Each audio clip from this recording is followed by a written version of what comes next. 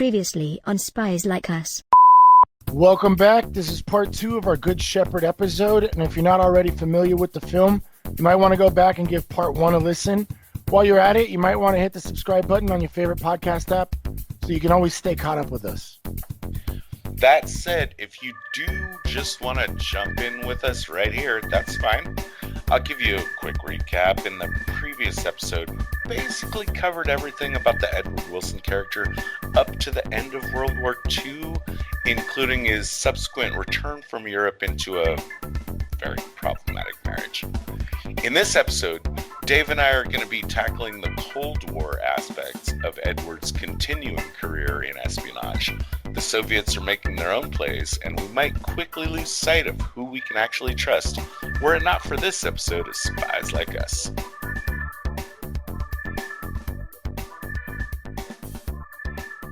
So the whole thing that, he's working on post-World War II is all this South America stuff. Yeah. They never say the name Guatemala in the film, but that coup that they pull off a little bit later, taking out the leader, that's definitely Guatemala. So I imagine that's the country we're talking about here. Well, we actually were involved in that. We dumped a bunch of money into Guatemala because the Communist Party was getting stronger, and they actually ran them out of the country, and that's what created Cuba. So that's definitely a real situation. Right. I mean, in the briefing, they say, I think it's Dulla's character says, Edward, you're the guy that got him elected. Right. But which by the way, Google does not support that idea, as far as I can tell. Oh no, we did. We did do that. Okay. Yeah. I couldn't find it, but I'll take your word for it. We did it in Italy and in Guatemala. Okay. But at this point, our guy is listening, paying a little too much attention to the Russians. Yeah. Right. And we're concerned about trade, especially coffee in this film, and also just having, someone so close to home. The whole, what is, oh, fuck. Isn't it the Madison Doctrine? There's the one thing, where at some point one of our presidents said, to the world, hey, by the way, this whole Western Hemisphere, stay the fuck out of it. I think that's Madison. Right. So yeah, we don't like it when, I don't like it when, or you don't like it when we're playing Twilight Struggle and I start flipping over South American countries, right? Right, exactly. Especially that one that gives the KGB just free influence in South America out of nowhere. Right. Yeah. So they use the Mayan Coffee Company in this film. It's clearly a stand-in for the historical United Fruit Company. That would be what they're, we're saying, we have all these characters that okay, they're named this, but really it's supposed to be this, Mayan Coffee, United Fruit. Right. Yeah. And I mean, it all clocks. It was the Dulles brothers, because at this point, whatchamacallit, John Foster is Secretary of State? Right. And Allen would have been the CIA director. Right. And that, convinces Truman to go in and take that coup attempt, which succeeds. Right. But they did have a failed operation previous to that, right?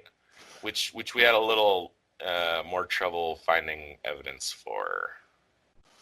The grasshoppers? The grasshopper bombs. Yeah, I couldn't find anything. I mean, anything on that. I don't know we ever dropped.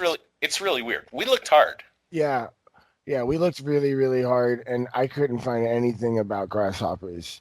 But it seems like something we would do. It seems cool. Right. Yeah. I actually marked this down as my number 2 best, because to shut down the Mayan coffee company, they sent out grasshoppers that basically took over. And it didn't shut down the Mayan coffee company, but it definitely was a damper on their operations. So I think it was a really, really cool idea. Just like drop a bunch of grasshoppers out in the field that'll tear up like all of your crops or something. That was clever. That's amazing. I guess though, like, how? Well, I guess we'll come back to how Dulles supposedly made all his money, but Right.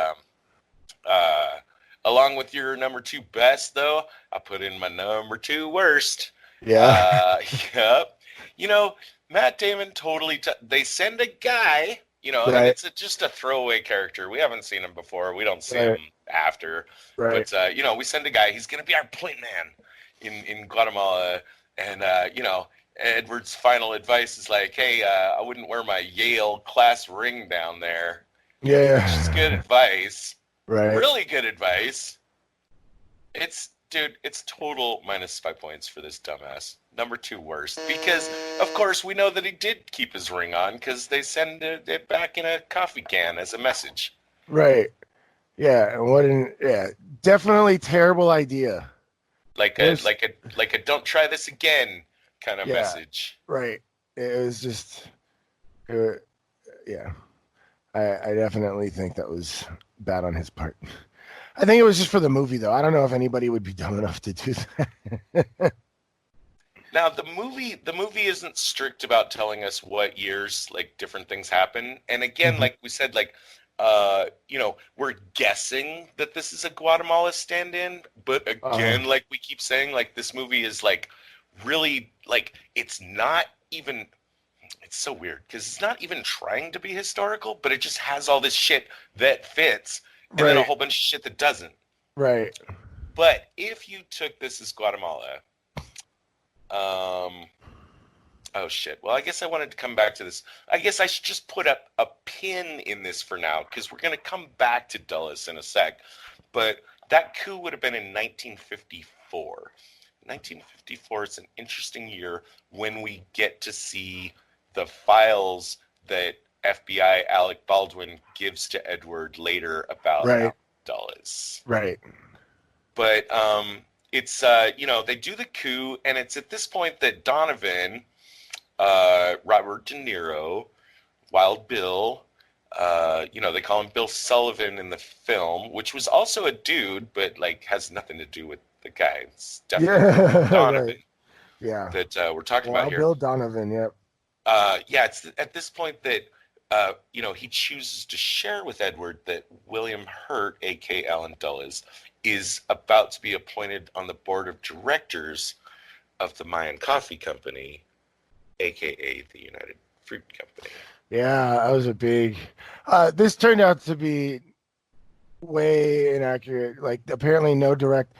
I mean, I don't know how inaccurate it was though, because Alan Dulles and John Foster Dulles definitely had business ties all over the world. And United Fruit was a big deal about it too. And Uh, I want to get back to that in just a minute, but let's do Donovan first. okay. We previously established, like, he's the guy that tapped Edward to go to Britain and get all his training. And he gave him some really great advice and also, like, expressed his concerns about this, like, burgeoning power of the, he's the guy that there's a statue of him at Langley, like in the main foyer or whatever. He's regarded as the father of the CIA. He's a super cool dude. Yeah. He's a super cool dude in history. He's like one of my favorite American heroes that I've never heard of. You were so excited when you found out about him. Let's go down the list. Go down the list. Tell me, what did we find out about this dude? One, we found out that he was like super like criticized for hiring a lot of women. Like, so way ahead of his time, right? Wow, way to bury the lead.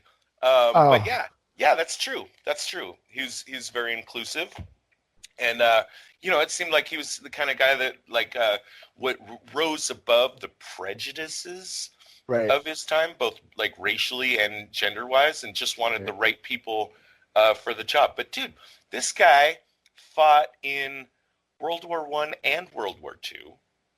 Oh wow. He landed on the beaches on D-Day. He is he's actually the only person in American history, to have won all three of our nation's top honors. Oh, that's a big feat. So you Yeah. mean like the Medal of Honor? It's gotta be the Congressional Medal of Honor. Uh, I don't know what the other ones are. I'm sure they're cool. Right. But yeah, and he's got a Purple Heart in there too, because why the fuck not? Yeah, I know, right? He's kind of the guy that's connecting the MI6 with the OSS. Uh-huh. He's kind of the guy that's foreseeing the need to have, like, even after this war is over, we're going to have a standing intelligence agency. He was the guy right after World War II. It was his idea to have the Nazis tried in Nuremberg on neutral Swiss soil. Oh, instead of like on our soil or something? Or Right. like Yeah. What a visionary. He adamantly opposed the internment of Japanese during the war. It's like every single thing I see this guy make, like, I cannot fault him for anything. Yeah. Even though, like, we have so many of these, like, awesome white male dudes that, like, when you really put the lens of history and really start, like, zooming in on them, you're like, yeah, but he owned slaves and beat the shit out of his wife. Yeah, right. and hated the Jews. Yeah. Whatever. Yeah. But this guy's unfucking saleable. Yeah. No, he's definitely yeah. He definitely was a hero. He deeply distrusted John Foster Dulles. Well, that's where he gets my brownie points from. Right. Yeah. I feel like the Sullivan character that's supposed to be Bill Donovan in this movie is basically trying to implement a line of people that are trustable. He specifically said though, and I love this line. He said, I want this thing to become our eyes and ears, not our heart and soul. Right. Basically, with Philip Allen or Alan Dulles' character taking over being the director, and he's involved in Mayan Coffee, and it seems like this organization could get very powerful and very scary. So I look at him mentoring Edward as kind of instilling this like, I guess, line of the good guys. Integrity. Yes, a line of it. That's what I was looking for. A line of integrity. Just a line of people who serve the country and not themselves, type of thing.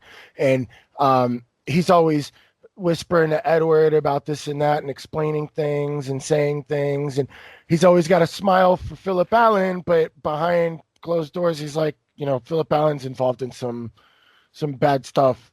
And so watch yourself. You're not going to be able to trust anybody.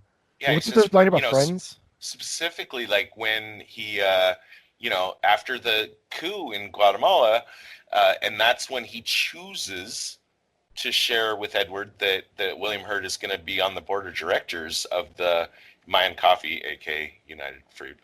He just says, remember what I said about friends. Right. And exactly. That's he's tipping Edward off very subtly to say, like, we're not all angels in this thing. No. There are cowboys amongst us. Which I really liked. A big theme in this movie is trust and weaknesses and stuff like that. And the people in your own house can't be trusted.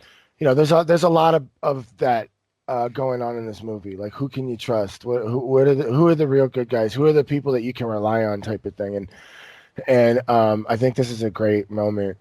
Especially with the I guess course relationship between Edward and Richard. You know, Richard's always watching everybody, holding on to all the secrets.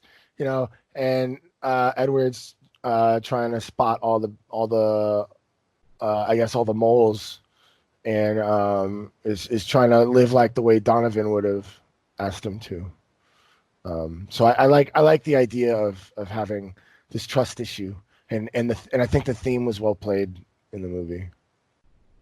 Yeah. So we've got him established. We've pretty much. I feel like at the end of the day in this movie, Edward's really got three teachers. Two of them good, one of them bad. We've Right. talked about the two. We've talked about the two good ones. Uh-huh. English professor and General Donovan. Yeah.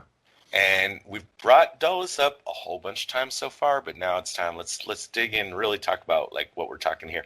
And again, just to make super sure, you know, it's not supposed to be a historical movie. This character is absolutely meant to be Alan Dulles, Right. but his name in the film, played by William Hurt, is Philip Allen. Mm-hmm. And he is also there all the way on every step of Edward's progress through Right. and into. Yeah. He, again, like, you know, he's represented as an ex-president of the Skull and Bones Society, so he's supposed to be very influential in that. He's the one that personally introduces Edward to Donovan. He's also the guy that personally introduced Edward to the English professor in his MI6 persona in Britain.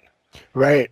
Yeah. He's the guy that shows up at the end, at the fall of Britain, and kind of is implied that he's the one that gives Edward the job of, you know, snapping up all these Nazi scientists. Uh-huh. He's there through all the Guatemala ops Mm-hmm. and everything.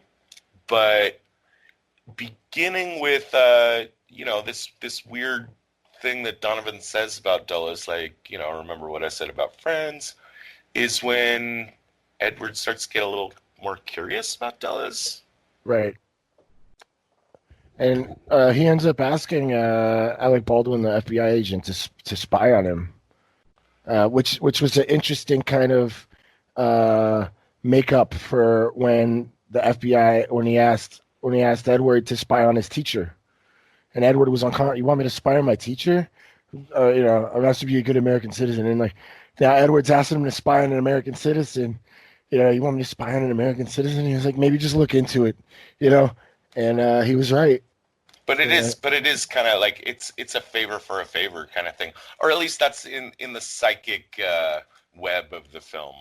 Right. You know, it feels like that, and yeah, that's cool. So what we do find out, because jumping around in time and stuff, we are, I think, gonna go ahead and we're gonna finish Dulles here, even though we have to jump up to like past the Bay of Pigs. Uh-huh. Which, by the way, like Dulles was like really, he really just wanted heads to roll, right? Yeah. Like Pretty much. he really wanted the list of who was involved, which Edward doesn't give. Actually, Edward says the list doesn't exist. Do you buy it? Nah, really. I think he's got something that he's hanging on to. Well, Dulles strongly implies that, you know, like, you know, heads are going to roll because of this, and strongly implies that, you know, you, Edward, your head might be on that list. He doesn't come out and say it, but he strongly implies that, which also, like, you know, right after the whole, like, Bay of Pigs fuck up, Alec Baldwin, the FBI guy, he was quick to reach out to Edward and warn him that, you know, heads are, you know, the president. Yeah. there's the president is not fucking happy, Right. and everyone is blaming the CIA for this, Mm-hmm. and you need to watch your back. So, and it's at that point, because originally when Edward tipped off by the little subtle indication by Donovan. That's when he goes to Baldwin and gives him the name and says, "Could you look into this guy?" Alec Baldwin says, "No, I don't spy on U.S. citizens." Right. But after the Bay of Pigs, Alec Baldwin does tip. He gives the file. This is actually my number 3 best tradecraft. I like how he basically had this whole chain of finding stuff so he couldn't be implicated. How he leaves his hat on the table, and then of course Matt Damon kind of lowly, "Hey, you forgot your hat," and he just keeps walking, and so that's when Matt Damon is triggered to realize that there's probably something in his hat. Alan Dulles somehow made a shitload of money for himself during the years between them starting to fuck with Guatemala and when they finished fucking with Guatemala. Right. Oh, well, if it's the United Fruit thing, if we're looking at it as kind of like a corollary or a parallel to the United Fruit, the Dulles brothers made a lot of money off of the United Fruit thing. It was pretty much like a monopoly in South America, like the entirety of South America. It was crazy stuff. Like this stuff involving Panama and Guatemala and Cuba and all kinds of stuff going on. Well, that's the thing. I mean, and that's the thing that I think we all do understand as true and historical is that, like, because the Dulles brothers had, they were like corporate lawyers or something, like before they got into these political positions. And once they were international corporate lawyers, right? And once they got into these political positions, it does seem that they really like ran the ship of state in the general direction at any given moment of making their ex-partners a shitload of money. Yeah. We can only assume that they were profiting as well. Right. I mean, on the surface, they're just kind of like, if you ask them to account for themselves, I think they're just gonna look at you and say, "Hey, dude, capitalism is good. More capitalism, more good." Right. Exactly. In their mind, less communism, more good. Yeah. Meanwhile, but we believe they are actually getting filthy rich over this. Absolutely.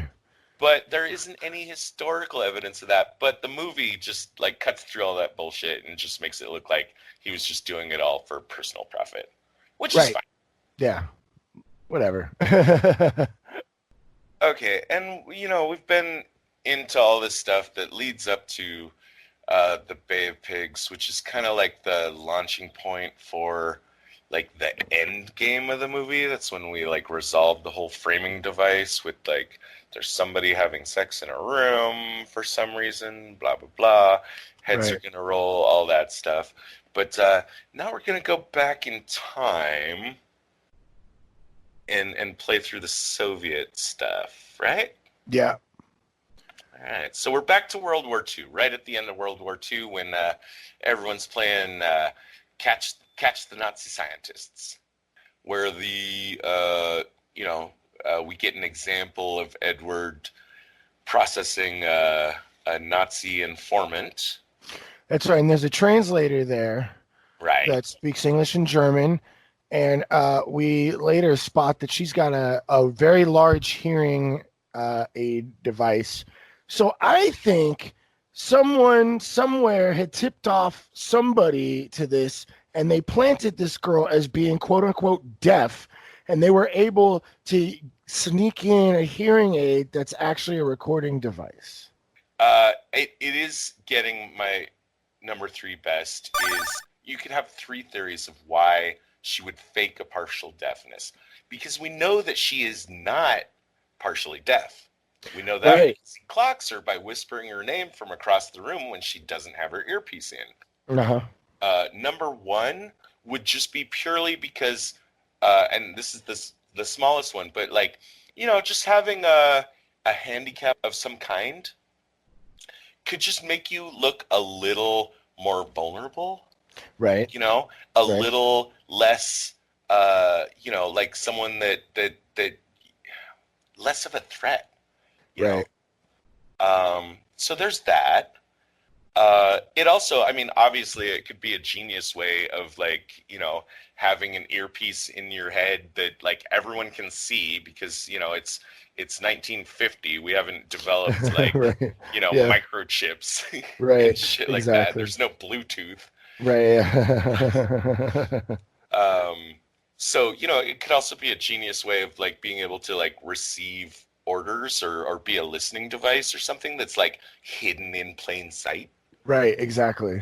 If the third theory, which was that somehow they knew that, Matt Damon had this super secret crush on a very cute, sweet deaf girl Uh-huh. back in the day, Yeah. then, this might be a way for this little honeypot to like slide in and just look a little bit more tempting.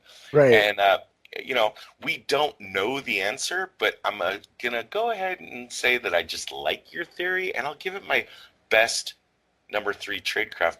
By the way, I found very little top shelf tradecraft in this movie. I have more complaints than I have more minuses than pluses. But again, the movie's not necessarily about spying per se. It's more about relationships. Right. But yeah, best number 3. And then, okay. So we're assuming too, well, we have to assume, Mhm. that Ulysses is the one that played her into Edward. Right. That's what we're guessing. And Well, somehow that information let's got assume back to it him. because Edward delivers the hearing aid into The teapot. Ulysses' teapot in what I want to talk about here, where like, okay, yeah, so you're delivering the earpiece to Ulysses to Right. say like it's a message. Right.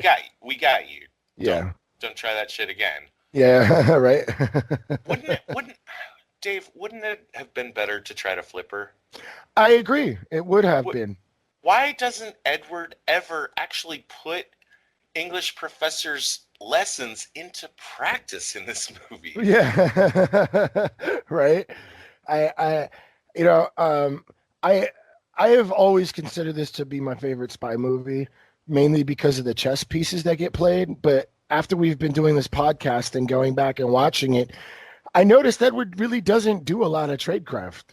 You could tell that he's playing the chess game, and there's enough evidence in the film to know that he's very intelligently paying attention to what's going on, and it's Very influencing his decisions. highly agree.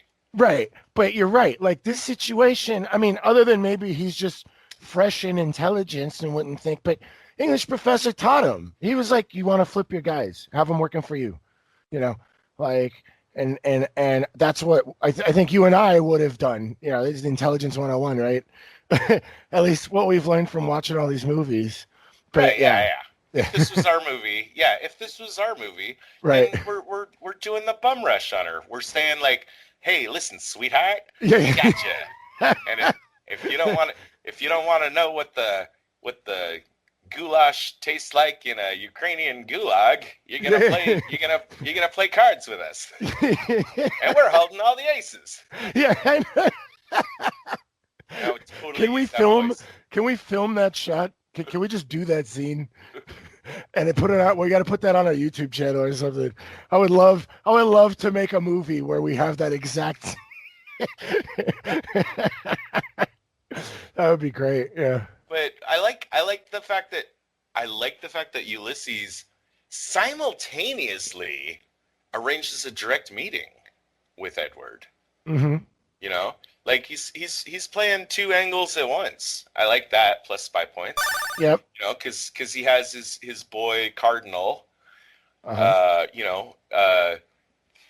Do his thing with John Turturro. It's kind of like each of the two spy masters has each of their like lieutenants. Yeah. In a confession booth, which was cute. I thought. Yeah. Right, and let's just say real quick, confession booths. They're a cousin of the park bench.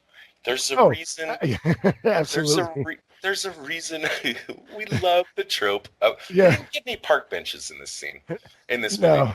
But I think we we saw do. a park bench, but no one talked on them, so we were disappointed. Alec Baldwin left his hat on a bench, but it wasn't in a park.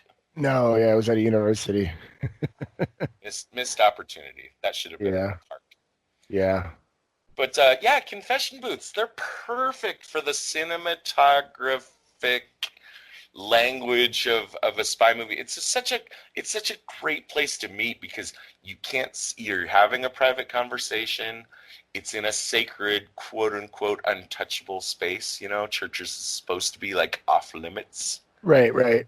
You can hear each other. You can't really see each other, but like in movie language, you can kind of see each person. So it also gives you that, that element of like, faces and shadows. Yeah. Scene and trading a secret. So yeah, I'm always gonna give plus spy points anytime I see a confession booth in a spy movie. Not We as many as actually park benches. we Go ahead. actually used that a lot. I had read William Colby's book and Alan Dulles' books, and they had both pointed out that What are you writing the Ice King fan fiction version? yeah, yeah, Alison Dulles, yeah, the gender swap for all the spy fanboys. We're doing a gender swap with Alan Dulles. No. And Janice Angleton. Yeah. Oh, I would see that. I definitely would watch that. Um, no. In Colby's book and in Alan Dulles' book, they both talked about working with the Catholic Church specifically because of confessions. They were able to get people's like dark secrets, and as well as get information on things that a lot of those churches were used as. By the way, William Colby was Catholic too. So there really were a few, but they still existed. But no, they used a lot. So having an actual meeting at a confession booth isn't that unbelievable. So I think so. It wasn't just cinematic, is what I'm saying. Oh right, yeah, no, it's just perfect. It fills all the slots. Yeah. But yeah, so that was way back in Germany, and we do now constantly get subtly reminded of Ulysses C's guiding hand and presence. He's in Guatemala when the grasshopper bombs drop. Right.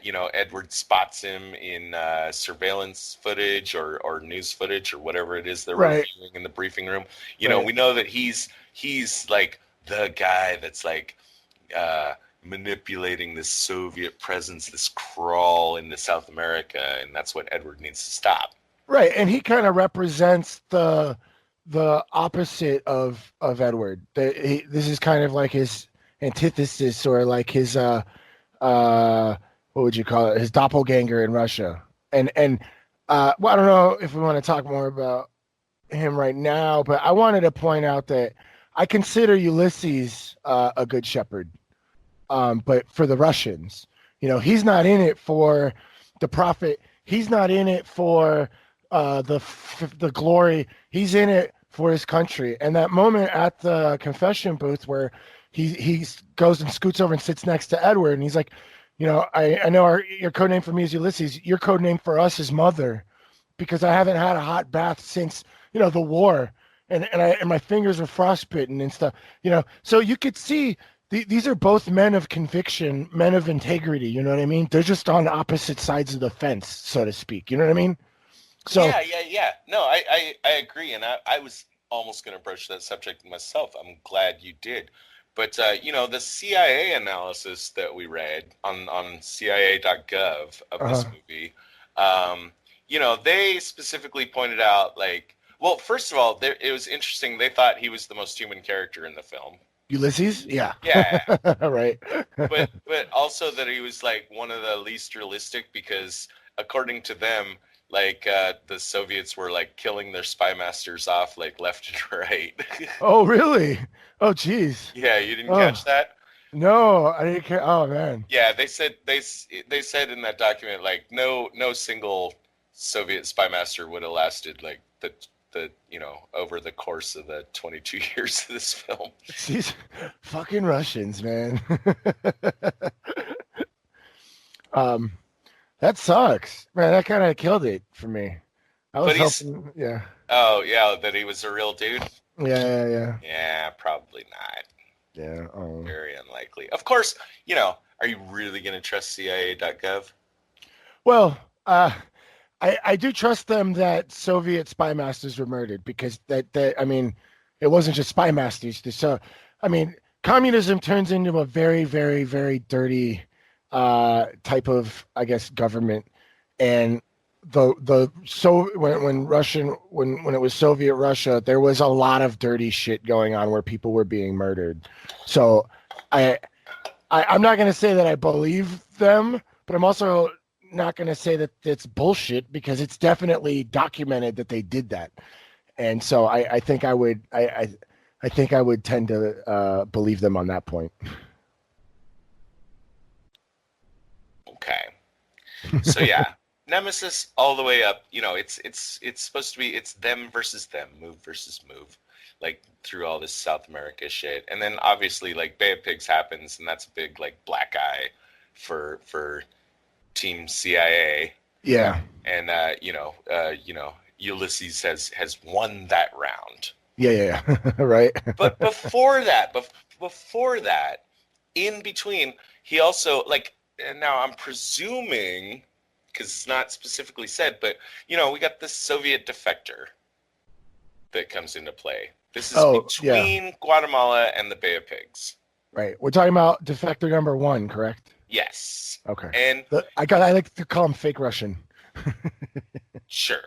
I presume it's never stated, but I presume that Ulysses played the Soviet defector into Edward. Right? I think he played both of them. Okay. But I completely agree. Let's talk about number 1 first. Yeah. That guy's okay. Now we're gonna find out that he's a double agent in this film. Right. Not in history. There is a guy that this guy, maps onto historically, but that guy was never discovered to be a traitor. But in this movie, this guy's mission and the nature of his betrayal are never defined. I'm not sure what he was. I mean, we get it. We unveil him as a spy, but I don't know what his spy mission was. Feeding misinformation. Even though he gave him reliable information, once you gain someone's trust, now you could feed them disinformation or misinformation. And that was the part. We just never saw it in the movie. Right. Yeah, and our complaint is we didn't get to see a lot of the tradecraft. Yeah. He did clue Edward onto Cardinal, I think, because, he's explaining Ulysses' methodology to Edward. Right. And he says specifically, like, he doesn't trust anyone except for his personal aide Sasha, which we definitely take to be the Cardinal character. Right. And I think Wikipedia supports that, but I mean, there's plenty of cinematic evidence to show that he is Edward's mole. Right. So we're guessing he got flipped at the confession booth. That would be my guess. Is that when he was flipped, or we just didn't get to see that? I never got to see it. Yeah. But the way I see it, and I think we're about to like maybe have an argument here. Like, if so, like if Ulysses played Soviet defector into Edward, and if part of the plan was to tip Edward off to Cardinal, then I think that Cardinal is still loyal to Ulysses. Mm-hmm. We have the moment like at that point he was still loyal to Ulysses. I would go the whole way. I would go the whole way, and I'll explain why. Okay. Right before the Bay of Pigs, when they're kind of doing their like final checklist, kind of thing, Edward gets past the dollar bill and he breaks the code that says, like, okay, Cardinal is interested. Well, for one thing, I have a little quibble with, like, Cardinal is interested. What the fuck does that mean? Like, yeah, I'm interested. Everyone's interested. It's the Bay of fucking Pigs. The fact that I'm interested, it just doesn't tell me anything. Unless maybe, like, it was supposed to be like an all clear, like, yeah, go ahead, go for it kind of thing. Right? Yeah. In which case, that is really not helping. Because Ulysses already knows the landing zone. Like, the Bay of Pigs mission has been compromised. If Cardinal sends Edward a message, any message other than abort, right, tells me. Wait, is that what he was interested in? No, just Cardinal is interested. No, but he was interested in Bay of Pigs. Wouldn't he be interested in, as in he's gonna start being the mole for Edward? That's another way to clock it. Because I'm trying, because we see at the beginning of the movie is when we get the dollar bill and it just says Cardinal is interested. Well, how did you connect that to Bay of Pigs? They're just about to launch the Bay of Pigs operation. Oh, I see it. Okay. Like, it's the day before. Okay. And if I'm Cardinal and you're Edward, right? Right. Like, why do I send you a message that say, hey, I'm interested? Right. What am I interested in? I don't fucking know. Right. Well, they don't. They definitely don't tell us. So my theory is that this is all plus 5 points for Ulysses if Cardinal was loyal the whole time. Again, it's one where I have to say a big if. Right. But I would put that as, if true, that is my number one best tradecraft of the movie.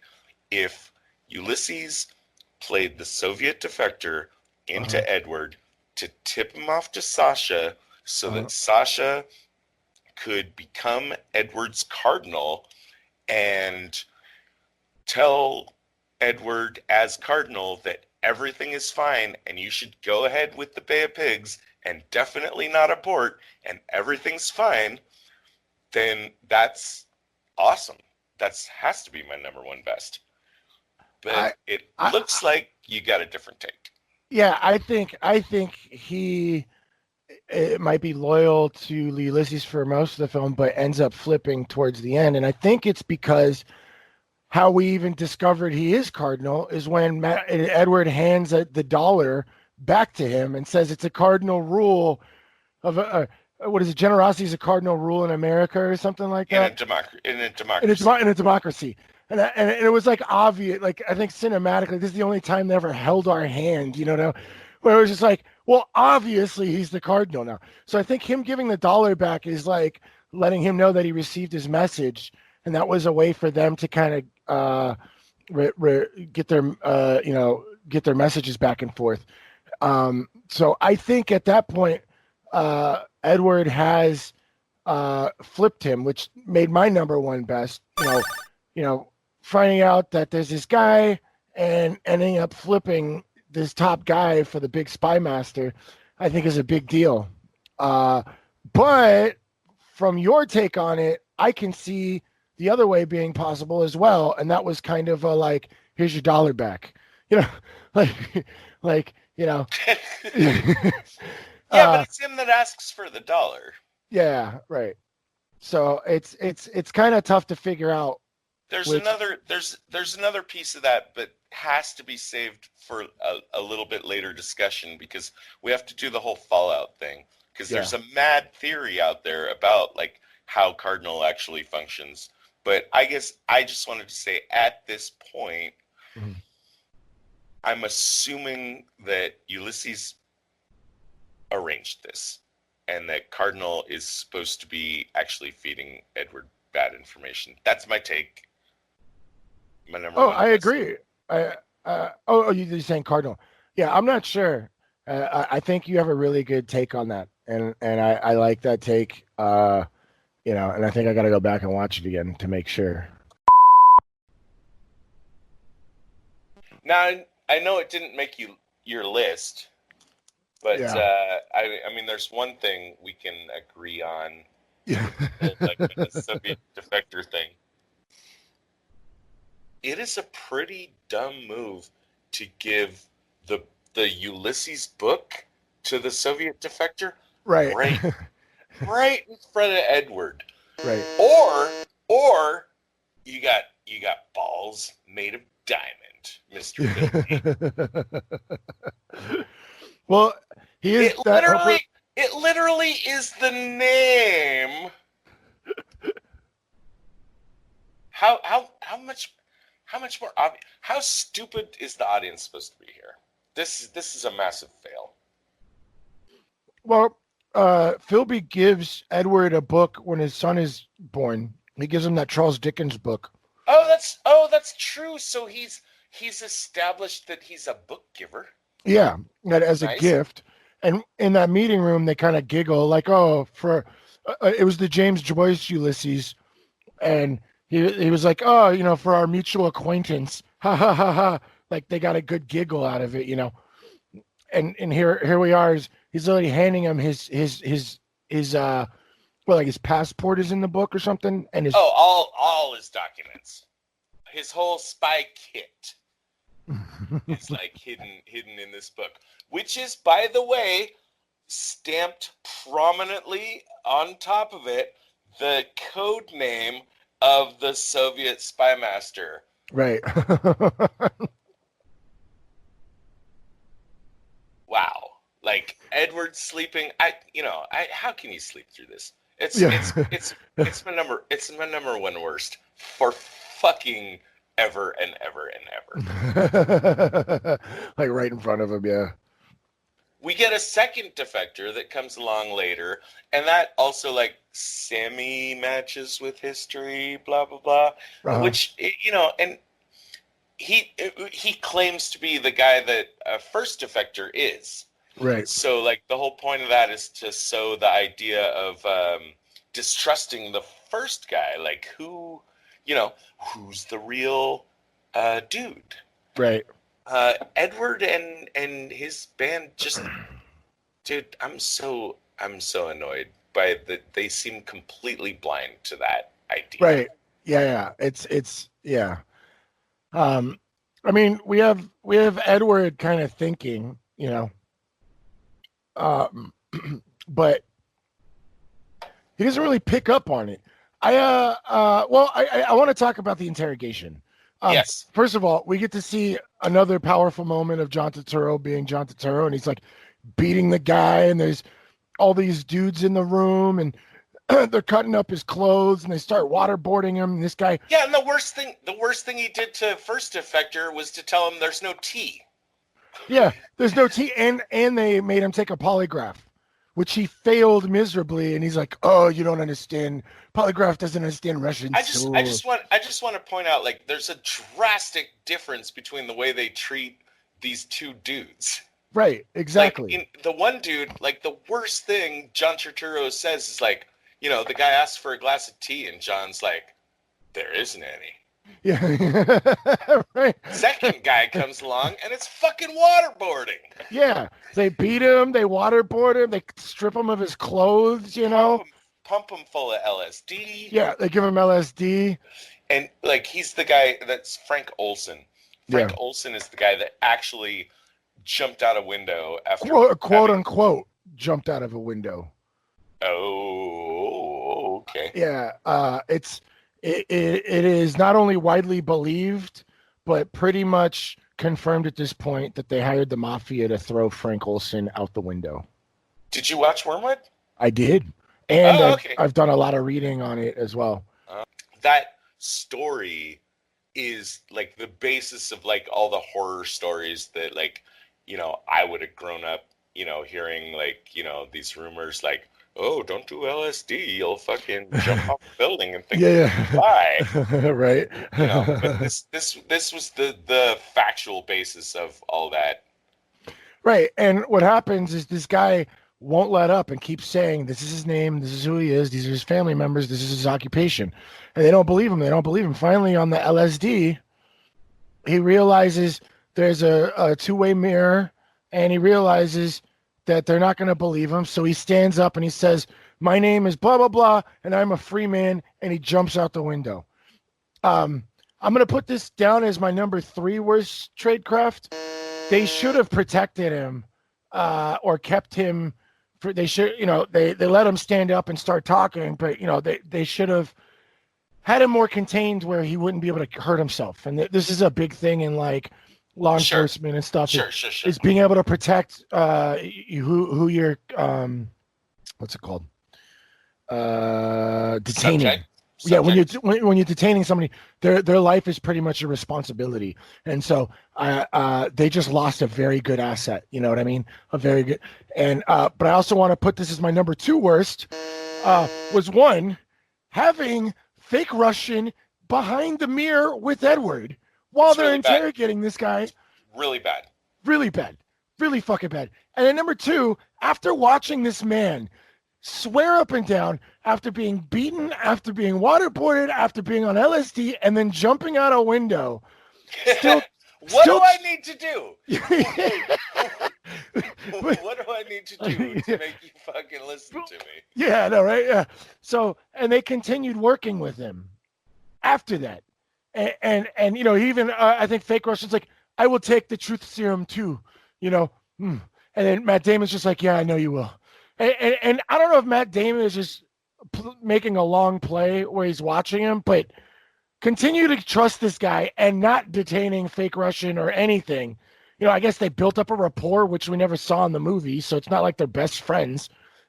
This guy sought asylum, abandoned his country, you know what I mean, and has been working with them. But I mean, it's not like they're best friends, So this is my number 3 and my number 2 worst tradecraft is one, not protecting your detainee, and number 2, one, having the Russian guy in while you're interrogating this guy, and number 2, continuing to trust him after the fact. Yeah. So, I was looking for sneaky things that like Soviet defector could actually be pulling off. I'd like to possibly imagine that he's the guy that identified Eddie, Ed Jr. Yeah. As a possible chink in Edward's armor. Right. But no, Edward literally took Ulysses to his son's recital. Right, exactly. Bad move, minus 5 points. It was really hard not to fit that into my worst. I think the first defector is the one that followed him and Laura and then delivered the images to somebody to deliver them to Margaret. Okay. Because he was there at the play and saw that whole thing perspire. That whole thing play out. Yeah. Regardless, I mean, one way or the other, they do make Eddie. Right. They make him as a chink in the armor, possibly like a way they can sneak in there, get in there, Yeah. And so really, at any point, once they know about his son, right, and his son's ambitions to get in the CIA, why not play Miriam into him? And that's how we get the the whole reference, how the Soviets are imagined in this movie to have found out about the landing zone of the Bay of Pigs. But here I am. I'm Ulysses, and I do know about Eddie. I played Miriam into him, and that's how I got the information that blew up the Bay of Pigs and fucked that over for the CIA. Right. And so basically now, I've not only succeeded in that, but I've got leverage. Right. Standard spy move would be to flip Eddie harder, right? Isn't that what we usually see? You get in the one mistake, right, and then you approach and you turn them into an asset by threatening to make or to make an error into a mistake. Right. He'd be valuable. He's in the CIA, even though he's low level, but his father's Edward. Right. But for some reason, again, I'm playing Ulysses out here, right? I'm aiming higher, and I just want to skip the whole fucking process and just go for a flip on Edward himself. Well, yeah, if you can flip the top spy master, that's a big flip. What did we learn from Philip Seymour Hoffman? Use a little fish to catch the bigger fish. Minnow, barracuda, shark. Right. This guy is skipping the barracuda phase. Oh, I see what you mean. He's going directly for the big play. He's saying, I got a minnow, and I'm going to go fishing for a shark. I don't think that's a great move. But let's talk it through and see how it works, right? Like, my leverage on Edward, right, is that I know that your son was an unwitting asset, right? Unwitting is important here. Right. So what do I do as Ulysses? What I do in the movie is I deliver the photo and a fucked up version of the audio to Edward. Right. It was definitely an edited one. And I think we have shots of Edward picking up on something's different. Like there's a cut. Through the whole movie, like that's the framing device that we keep coming back to over and over again.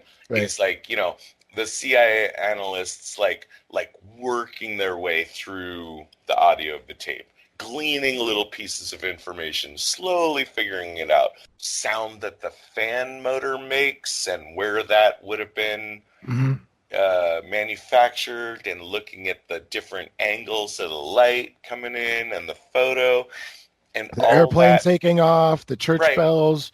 Church, yeah. Which, I mean, I think it was just cool for the movie for them to have to play with the video just to figure out what's going on. And it added to, like, I guess, the intrigue of the mystery of what's going, well, what is this tape? But, now that you look at it and you're like, well, why would he go through all that work when he could have just told him, hey, by the way, your son did this? Like, yeah, I just wouldn't have. Wouldn't have. I would have done it a lot simpler. Yeah. But like you say, Edward knows the game too well to fall for it. And okay, so now I'm Ulysses, and I've skipping all that, I have revealed my card. Here is my card that I'm playing. What's my threat to you? It's not that I'm going to kill your son. It's that I'm going to let the world know that your son is the reason that Bay of Pigs fucked up. Oh, and that's a big blowback for the CIA. Or, oh yeah, that's true. Or I'll continue to let Miriam play her little fucking game on Eddie, and eventually, you're going to have a bigger problem than you want to deal with. Right. Anyways, we already know Edward, he knows the game. He's not going to fall for it. Right. For some reason, this is the time when he finally says, like, oh, hey, maybe that Soviet defector should be looked into. Right. Right? And somehow Philby, I don't know. I like the violin scene.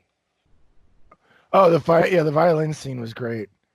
But I mean, I like it for, emotional and cinematic reasons, not so much for great spycraft, because I think he should have been on this guy a lot earlier. And the whole weird, did you have anything you wanted to say about the book? Like why is the book important? The little gray hair that drops out? Yeah. Oh, the hair. Yeah, I'm not sure what's going on with the hair. That bothered me too. I was like, I have zero idea what the point of that was. The film, for some reason, wants to really draw your attention to it, but there's no there. Right. Minus spy points. Yeah. I don't know what the point of the hair was, but we know that the book being given was giving him his documents. Yes. Yeah. And that's how Edward knows that Soviet defector, which again, didn't really play any part in the plot of the film, unless you go back to my theory where he was the one that's supposed to tip him off to Cardinal, and Cardinal is really Soviet loyal the whole time. That's the only way I can justify. That's the only way I can plot-wise justify either of the Soviet defectors being in here. And then cinematically, like, maybe they're just, there to, like, muddle things up and, continually, like, kind of drive in this idea of, like, who can you trust? Who can you trust? Blah, blah, blah. But, in the last scene, where Edward does turn Ulysses down, I mean, Ulysses does seem disappointed, right? Yeah. He brings the matter of Miriam up. Miriam is the girl. She's a Soviet agent that got the Bay of Pigs information out of unwitting asset Ed Jr. Uh-huh. He reminds Edward, hey, she still exists. What do you want to do about her? Well, she was his agent. He even says she's been an agent of ours for a long time. So, he also says, though, at this point, neither of us can be sure of her. Right. Because I think, like, he's implying that she is in love with him, right? Yeah, that's implied, Yeah. and I believe it. Yeah, he says sometimes even spies fall in love. Yeah. They don't come to a direct agreement here on what to do about Miriam, but at some point she goes skydiving without the necessary. Right. Yeah. Well, I mean, he says, "Do you really want her in your family? What should we do about her?" And he just doesn't say anything. Right. And so it's implied that, by not saying anything, that they were going to kill her. Well, and I think the way that the chapel scene works out, where Matt Damon basically informs his son that she's dead, mm-hmm. like, you can't look at that scene and not think that Matt Damon's character is feeling a massive amount of guilt and culpability. Yeah. So I don't know if he was the one that gave the orders to have the CIA throw her out of a plane, mm-hmm. or whether he just, like, gave an agreement with Ulysses that, go ahead and kill her. Mm-hmm. But he's clearly culpable in some way. Yeah. Now, we're so close to landing this thing, but this is the weirdest part. This is the weirdest part. So the very next thing, they're still in that conversation. She's not dead yet, but they've had that conversation. And now we get to Cardinal wants $1 to buy a snow globe, it looks like. But he's saying a souvenir for my daughter, but they don't have change. There's something about the way we focus on Turturro here that really tells me, like, something really important is supposed to be going on here. Yeah. And that's why I think that's why everybody agrees that Sasha is Cardinal. But I think our disagreement is whether or not the Cardinal's been loyal to Russia or has been flipped, like, realistically. Right. We even have, like, in that passing of the dollar bill, we almost have, like, a freeze frame. Like, the movie, like, screams at you to pay attention to this dollar bill. Yeah. Right? Yeah. And it's the only time we ever get any real hand holding. Like, and they don't even just flat out tell you. They let it, but the movie does scream, like, hey, he's giving him $1. He says the word cardinal. Right. So everything about this scene screams that it's supposed to be significant, but it's actually really hard to tease out what the significance is supposed to be. Right. I stumbled into, like the discussion group of all the people that were editing the wiki, Uh-huh. and like a bunch of people yelling at each other about like, oh, it's not supposed to be realistic. Oh, this happened, that happened, whatever. A prevailing theory in there seemed to be that we've just supposedly like maybe resolved somehow the Miriam situation. One of the theories was that like Edward is signaling to Ulysses that Cardinal is giving, like, he's throwing Cardinal away. Right. He's tossing the cat a rat. Does that make sense? And then by doing that, that's how he's subtly giving Ulysses the go-ahead to take Miriam off the board. What? The dollar is supposed to be assigned to kill Miriam? The dollar, okay, here's how it goes. I'm not saying I subscribe to it. In fact, I emphatically don't, but I want to just say it because I don't have a better I don't have a better theory. I just don't like this theory. Yeah. Here's how this theory goes. I'm Ulysses. You're Matt Damon, right? Right. Okay. Yo, Matt. What about this Miriam situation? What do you want to do about it? And you say nothing. Right. And I'm like, okay, fine. And then my assistant asks for some change, and you give him $1, and you use the word cardinal, and I, as Ulysses, even though I don't see this happen on his face whatsoever, I, as Ulysses, say to myself, oh, you, Matt Damon, have just told me that my Sasha is your cardinal. And so you've just handed me a traitor. And so that is your answer, and that is how you are giving me permission to go and take this Miriam situation for you. That's a stretch. I know. All right. So what's better? What the fuck? What the fuck is that dollar? I thought it was him passing the dollar back. There's like kind of a like, here, we're still in business, you know. I have no idea at this point though, because I after you talked about Sasha possibly always being loyal to Russia, and that really does make a little bit of sense. I'm not sure exactly,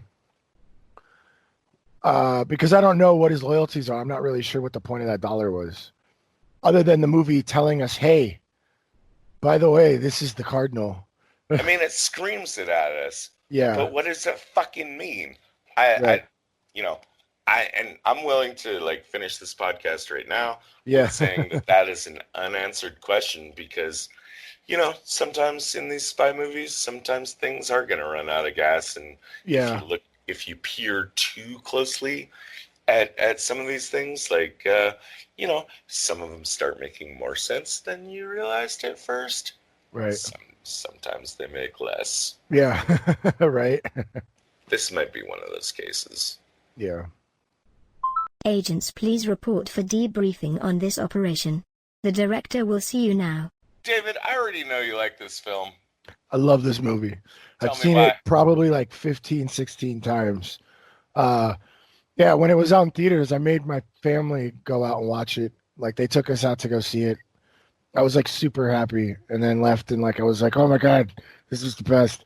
But no, I just like the idea that it's about relationships, and I like that there's a lot of the accuracy. I mean, this got me into looking into stuff.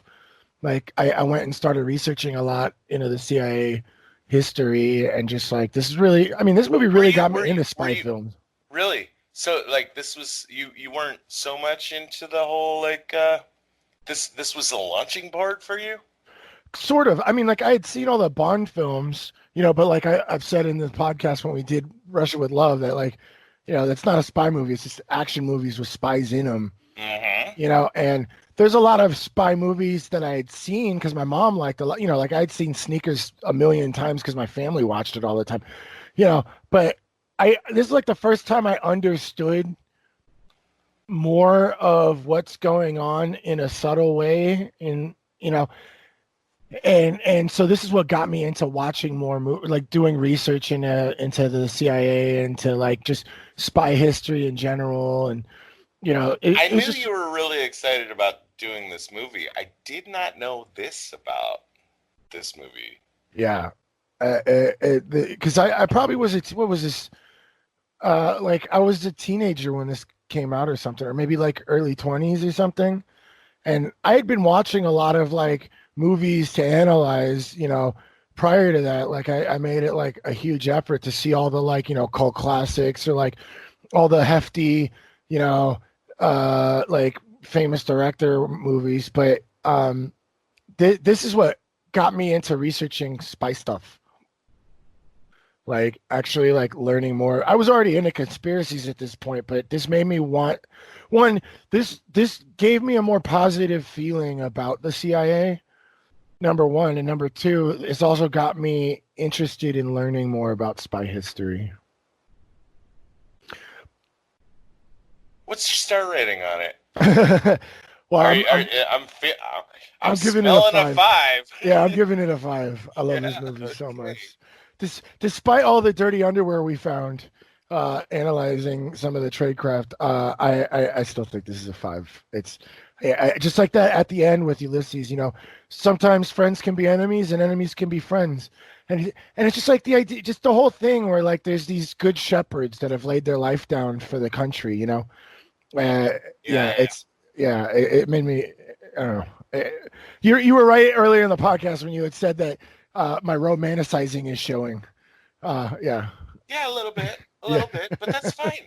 That's yeah, fine, Let your put your heart right there on your sleeve, buddy. Let it yeah, fly. If we were not in the process of doing this podcast, a yeah. lot of these movies I think like I would rate higher, for having seen once than I Yeah. do after watching them like 3 or 4 times and making like a shit ton of notes. Right, right. Um, but yeah, dude, it's you and me against the critics on this one. It's a high level movie. I can't go higher than a 4. Right, Munich and Miss Sloane, those are right, my yeah, 4.5s. right, yeah, But the movie is most about emotions and relationships and moments right, than it is about tying all the strings together. right. And if you approach it that way, I think it's fantastic. And I don't mind a long, slow movie Yeah, where most people are not expressing like what's really going on, and you have to use a lot of imagination right, to right, right. fill in the blanks. When you really tease apart the tradecraft, I think there's a lot more minus spy points than plus spy points Right. in this movie, which had kind of sold itself as a really accurate representation of how the spy trade is actually prosecuted, and it really is not that. Right. It's so much more about the effects of being in the life. Right. And that's where, like, maybe like you said very earlier at the top of this podcast, like, the marketing was really great for it, but like sometimes when the marketing doesn't match the product, Right. people walk out disappointed. Yeah. I didn't Right. I didn't walk out disappointed because I didn't have those expectations. But you know, my best tradecraft number 3, if true, fielding an infiltrator against Edward with a hearing handicap Right. Somehow, like, assuming that they knew that his one true love, like, also was deaf and had a similar handicap. That's good. That's real good. Yeah. That's real good, if true. Yeah. Number two best, just the way that, during the montage where English professor is giving Edward his tutorial, blindside that motherfucker, just hit him with the information. Don't give him time to think about it. Let him know what's at stake and how he can, you will absolutely fuck up if you hesitate. That's major plus 5 points. Yeah. Number super big. Yeah. And then my number one, again, like, it has to go out with a big conditional. Like, I believe that Cardinal was Ulysses loyal the whole time. Okay. I understand that there's other interpretations out there, including yours. And Right. you're not the only one. If we were to assume that was like a whole play, then that's a 4-move fucking checkmate. Yeah. Right. Fuck you, Bay of Pigs. Yeah. Number one best tradecraft. Yeah. How about you? My number 3 was when Alec Baldwin left the hat and created like a whole chain with the dry cleaning ticket, and then had the documents in the package of the dry cleaning, because it created distance between the FBI and espionage against American citizens. But I just thought it was cute, very, very spy. Like, aha, here's the thing. Go take the thing to the thing, get the thing, and then now you have the thing. I like it a lot. It too. Yeah, I like it too. My number 2 was the Grasshoppers. There's this huge money play with this coffee company, and it sounds like one of your own is betraying your country and profiting off of it. Why don't I just send a buttload of insects that are going to eat up the crops? And even though it didn't completely like destroy my own coffee, I like the idea that was their move, where they were just going to like pull off the crops. My number 1, and this goes back with the conditional, Todd thinks Cardinal was loyal to Ulysses the entire time. I'm thinking he might have been flipped at some point, and I think it probably was at the confession booth. So that's my number 1 best, is being able to flip the spy master's like right-hand man. Like, I think that was a really, really big deal, and I liked it a lot. But that does have the condition. It depends on who was loyal. If you're listening, and you have your own opinions, definitely shoot us a comment or something. We should definitely chat this out and see what everybody thinks. My worst number 3 is again, like, we get this whole cinematic framing device of like who's on the sex tape, what are they saying, blah blah blah. I could just have given Edward the unedited tape and skipped a lot of steps there. Yeah. Number 2 worst, obviously, like, I fucking told you not to wear your class ring down there. How stupid are you? Right. Easily my number 1 worst is unless Philby's got balls made of titanium that were forged in the heart of a neutron star. That's the only other excuse. Otherwise, don't give a book with your fucking passcodes and everything to your defector guy with the fucking code name of your spy master, Ulysses, printed right the fuck on top of the book, right in front of the CIA spy master. Please don't do that. Please don't do that. Yeah. My number 3 was not protecting the real Russian when he was detained and letting him commit suicide. And that plays into my number 2 is, why do you have this guy watching the interrogation of the guy claiming to be the same person as him? I would have kept them separated. That's the last person you want to have present. Exactly, right? Exactly. I don't want him, 1, influencing my thoughts, and 2, I don't want him getting information from this that he can use against me. I want them completely separated. And furthermore, after this poor guy swears up and down who he is, who his family is, who his kids are, what his occupation is, after being beaten, waterboarded, and like pumped full of LSD, and then commits suicide saying, this is who I am and I'm free now. Why would you continue to trust the first guy that's been lying to you the whole time? It's pretty dumb. Yeah, I would have at least looked into it. You know what I mean? Open a file. Yeah, I know, right? My number one was at the play when he saw Laura, was going to see her immediately afterwards. I'm sure he could have found her on his own or had her tailed, and maybe, but just going to see her that exact same night, especially since there's probably surveillance on him or something. I think that was a bad play. But what are you gonna do? We all have our weaknesses, as Ulysses says. Redaction, my starting bid is 1.5, and that's where we hit with Munich. I actually like 1.5 because a lot of this is very realistic, but there's a lot of stuff made up. You know, but I mean, it's also similar, to The Company, right? Which we also gave a 1.5.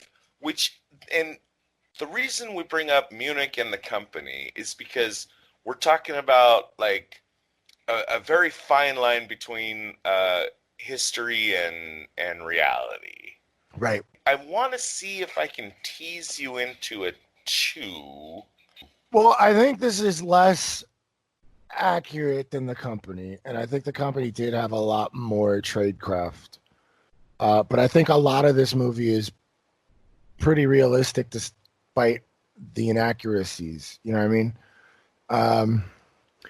And there was a lot of bad moves. I think you're right. I think a 2 is about right. There's too many things that just did not happen.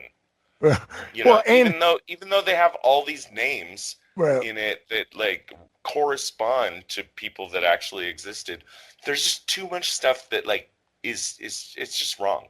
Right. And the fact that like we have so little like good tradecraft and so much bad tradecraft in this movie. Right. Yeah. No, I feel you. Gotta be a 2. Okay. Yeah, I think I can go with a 2 for this. Absolutely. All right. Well, that's the show. Thanks for listening.